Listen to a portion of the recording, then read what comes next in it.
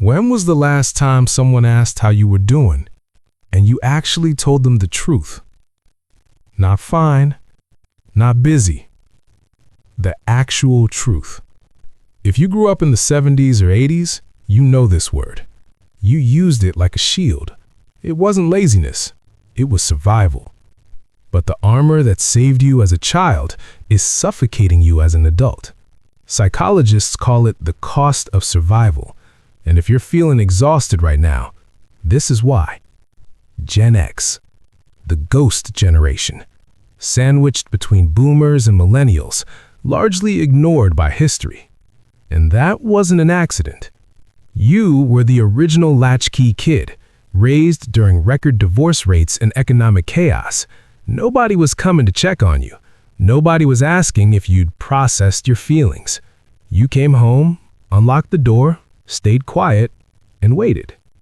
Psychologists now know that when a child is left to regulate their own emotions consistently across years, the nervous system doesn't just adapt, it rewires. It builds new architecture around one core rule. Don't need anyone. Don't show weakness. Keep moving. Think of your emotional world like a city. Normally, there's a highway connecting I feel sad directly to I tell someone. Feel it, express it, release it. That is how the system is supposed to work.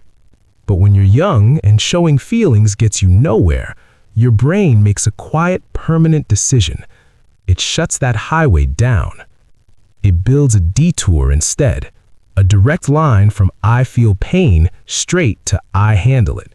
No stops, no processing, no asking for help. You do that enough times and the brain stops sending the signal to the surface at all. That is where whatever comes from. It wasn't that you didn't care, it's that your brain decided caring was too expensive. I bet you've done this recently. You park the car, you're home, but you don't go inside.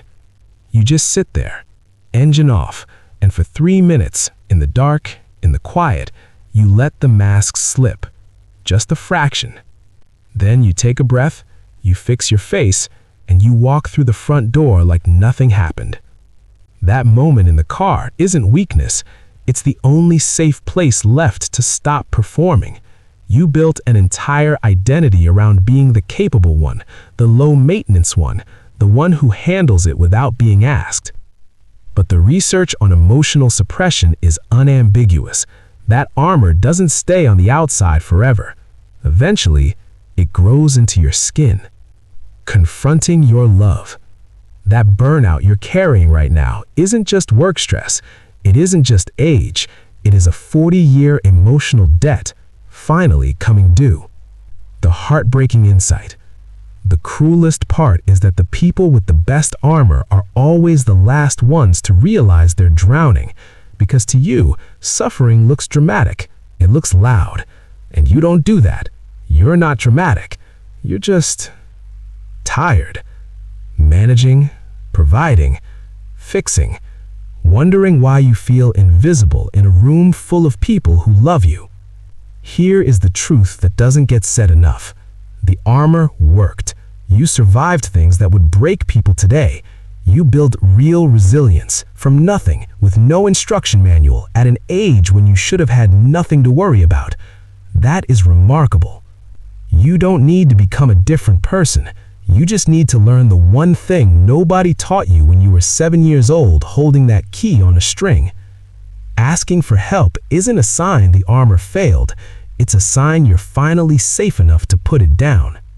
The breakthrough happens the first time you say out loud to another person, "I'm not okay.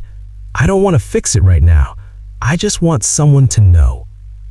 It sounds small, but for a nervous system that spent 40 years rerouting every highway inward, it is everything. You're not 7 anymore. The door isn't locked from the outside. The war is over. You made it. Before you go, I want to ask you something real. Is there someone in your life right now playing the strong one every single day, and you sometimes wonder if they're actually okay? Or maybe that person is you. Leave a comment below. You don't have to explain it. Even just writing "that's me" is enough. You'd be surprised how many people are reading those comments at 2 a.m., feeling a little less alone because of it.